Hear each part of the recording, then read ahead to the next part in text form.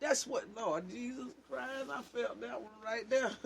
That was like the devil right there. Not there. A blessing is when your soul is right, y'all. A blessing ain't because you got a big house. You got debt. That's what you got. You got debt. You got responsibility. That'll run you insane if you mess around and think you finna get behind on it.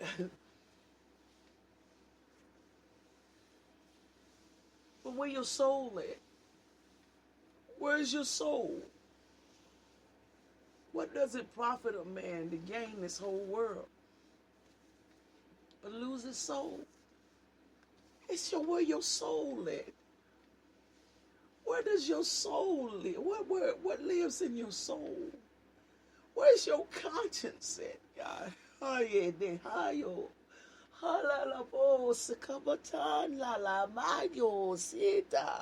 Where is your conscience? Huh? Where is your level of conviction? Where is it?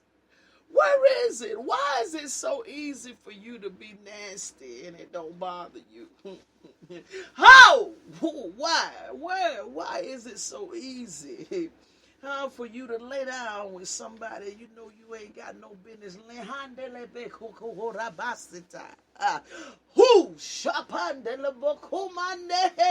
Why is it so easy for you to touch another man's property and know it ain't none of yours? I don't care what them people were going through. I don't care that them people ain't happy. You ain't gonna make them happy neither.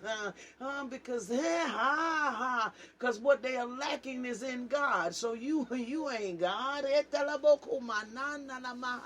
Can I give a sidebar just to give some wisdom that I feel I need to release right now? Let me tell y'all something. Watch jumping into these relationships, these relationships. When I was growing up, what they used to call them when you these rebound relationships, and people making you think that you the answer that they've been looking for. You ain't the answer that them folk looking for. Them folk looking for God is what they looking for. They trying to substitute God. And so the place that has the void in their life is the God place. And so then you be crazy enough to let them put you in that God place. And so then when God shows up to step in his place, God got to fight against you. So now you going through all kinds of hell because you in something that you ain't got no business being in. You don't took a position on that you ain't got no business taking on. Please make sure that you evaluate people, and please understand and know where they are.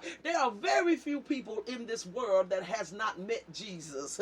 Y'all better hear me now. Even the atheists have met Jesus. That's why they can choose to not believe in him. You cannot believe in something that you have not been introduced to. You just got to make a choice to say that ain't real. But you done already been introduced to it before you could say that it ain't real. Y'all better hear what I'm saying to you. You better know where people at and what people are struggling with and what they going through. And don't let the people bring you in their stuff. Don't let them people put you in their mess. They wrestling with God. They don't want to do the will of God. They trying to fight against God. Hey, I told y'all to pray. They trying to fight against the will of God. They rebelling against what God done told them to do. Some of them be rebelling against who God done told them to sit up under, for them to submit to. They be rebelling against it because some people think because of their jobs, their prestigiousness or whatever, they think that they are greater than someone that does not have the same education or does not have the same credentials as them. And so it becomes a struggle to them when they have a degree and the Lord send them to sit under somebody that only has a diploma. They can't stand that. But you got to understand, baby, when it comes to the things of the spirit, just like there is no gender in the spirit, there is no education level in the spirit neither, baby. Oh, God will rise up somebody that can't even read, and he'll use them in a great capacity. Y'all don't know who God is, do you?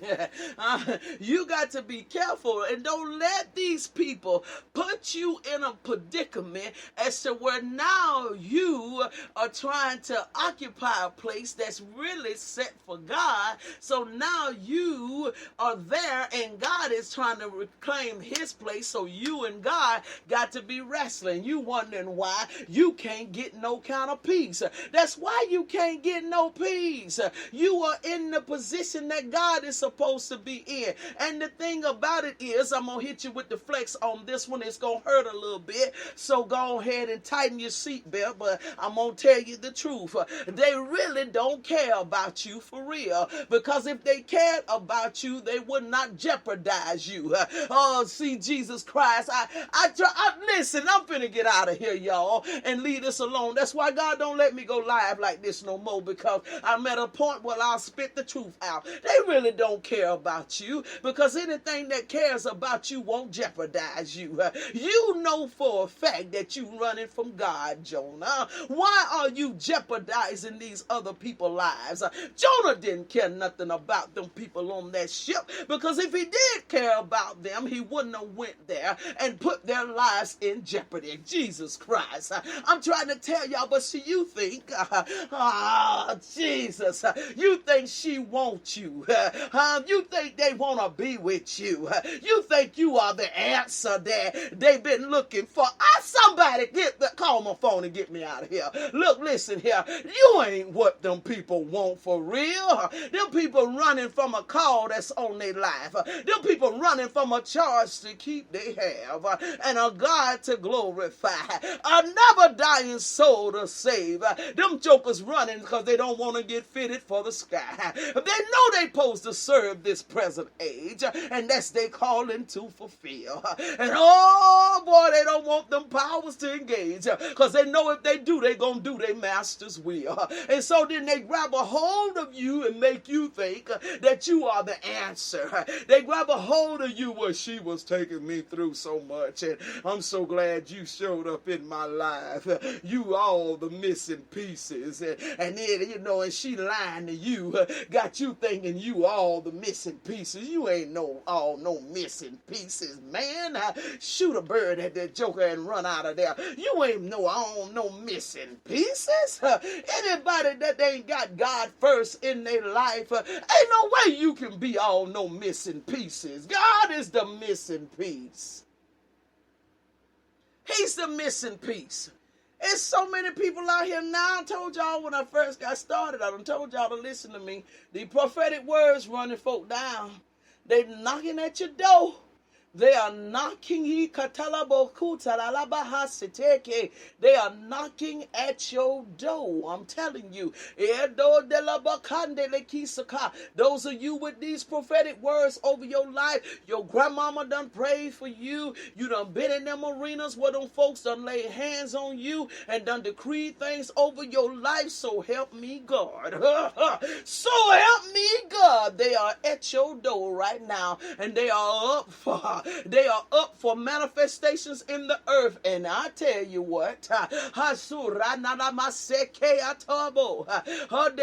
them if you want to, and watch what start happening with the membrane. You'll be running around here singing that song, insane in the membrane, insane in the brain. That's what'll be happening, because you'll feel like you're losing your mind. And ain't nothing wrong with your mind. Ain't nothing wrong with your mind but disobedient. That's all wrong with it. Disobedient, rebellious, and don't want to surrender. Ain't nothing wrong with it, because watch. Let me ask y'all something. If God is a mind regulator, how can something be wrong with your mind? I'll wait for somebody to answer that. If God is a mind regulator, how can something be wrong with your mind?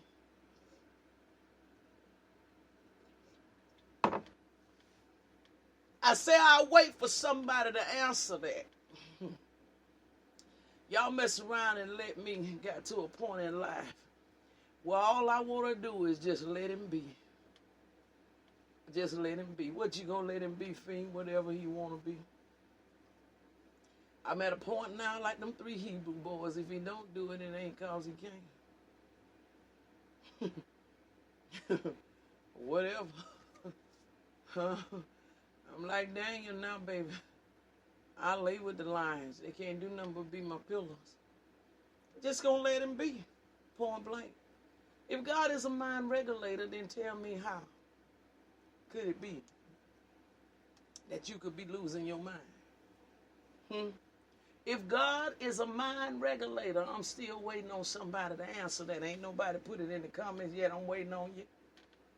If God is a mind regulator, how can it be that you losing your mind? I wish somebody would help me.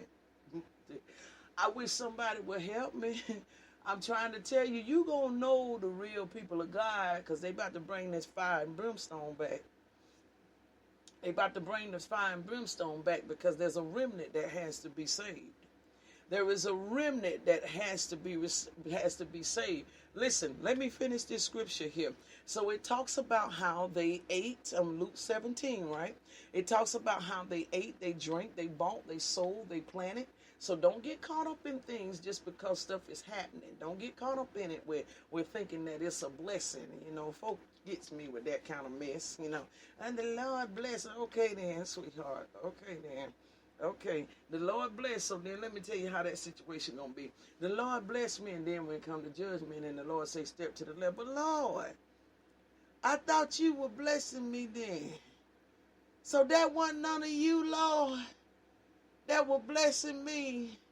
The Lord can say, listen, baby, I told you I reign on the just as well as the unjust as well as the just. I told you that. Yeah. But I want to talk to you about how your soul wasn't right, baby. I want to talk to you about how you knew you were supposed to be a giver and wasn't giving. I want to talk to you about how you slept with that woman's husband, how you slept with that man's wife. I want to talk to you about all that. That's why I want to talk to you about that kind of stuff. You know, what do you mean? You got your house and you got your car because you had a job. They wanted 2 years of income tax. And they wanted to be able to see that you had some money to pay for it. And you had the credit score to get it. That's how you got that, baby. You better know what a blessing is and what a blessing ain't. Y'all quit that dumb stuff, y'all. You too smart to be dumb. That's how you got that. Your credit score. 2 years of income tax.